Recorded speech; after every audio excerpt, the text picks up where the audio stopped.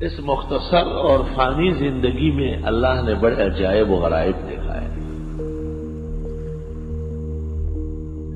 ایک دفعہ میں یہاں امام ہو گیا تھا، ابتدائی زمانہ تھا. میں تھا اور ایک مؤذن صاحب تھے. وہ مؤذن صاحب مسجد میں سوتے تھے، پیچھے ایک چھوٹا سا کمرہ تھا، اس میں رہتا تھا. عشاء کے بعد ایک شخص آیا، اس نے کہا کہ ہم جنازہ لائیں گے لیکن ذرا دیر سے لائیں. مجھ سے غلطی ہو گئی، میں نے کہا چلو ٹھیک ہے.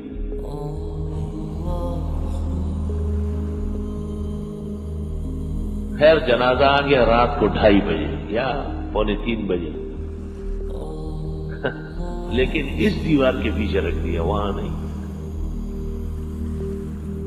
میں کمرے میں وضو کر کے باہر نکلا تو میں نے دیکھا کہ یہ تمام مکانات محلات جو ہے یہ سب لوگوں سے بھرے ہوئے ہیں، اور جنازہ کم از کم 20 گز لمبا ہوگا، اور اس کے اوپر سفید چادر ڈلی ہوئی ہے.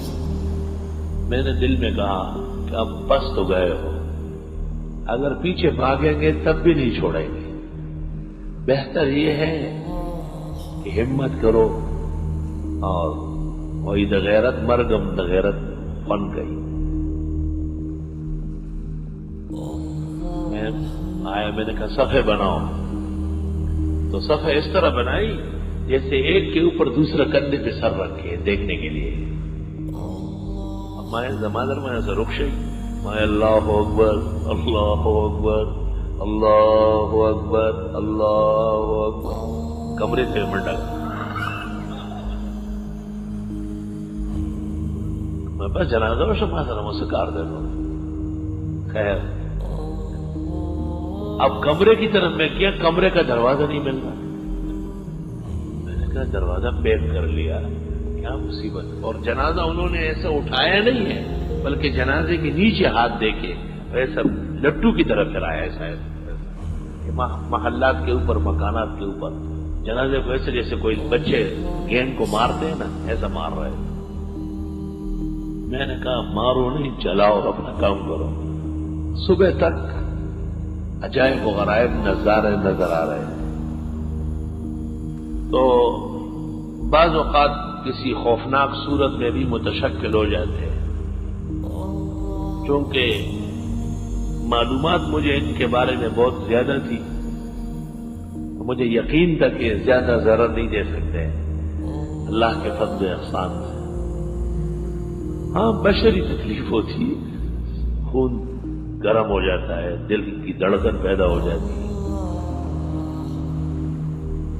کچھ مدت جب گزر گئی تو ایک نوجوان آتا تھا کام کرنا ہے، محلے میں کہیں کام کرتا تھا، نمازوں میں آتا تھا. لیکن مجھے اس پر شبہ ہو گیا کہ یہ کوئی اور نسل ہے، وہ پریوں کی نسل سے تھا. ایک دن میں نے اسے ایسا پکڑا ہاتھ سے تو وہ یکدم لڑکی ہو گیا. لڑکیوں کا لباس، ہونٹ، سب چیزیں، اور یہاں تک کجل اور زلف ایسے پیچھے کی طرف. جب باہر نکلتا تھا تو لڑکا پھر نماز میں کھڑا ہے صف میں، اللہ اکبر و کبیرہ. تو جنات چونکہ آتشی مخلوق ہے، اس واسطے عامل کسی خیال میں نہ رہے، بیدار رہے ہمیشہ. اول تو یہ کام کرنے نہیں، 1000 بار توبہ. اب میں تمہیں نصیحت کرتا ہوں کہ اس کام سے دور رہو. ثانیاً اگر خواہ مخواہ باز نہیں آتے ہو تو پھر اعتماد پورا نہ کرنا، اپنے آپ کو ہمیشہ بچائے رکھو، جہاں تک ہو سکے کوشش کرو، کیونکہ وہ موقع کے انتظار میں رہتے ہیں.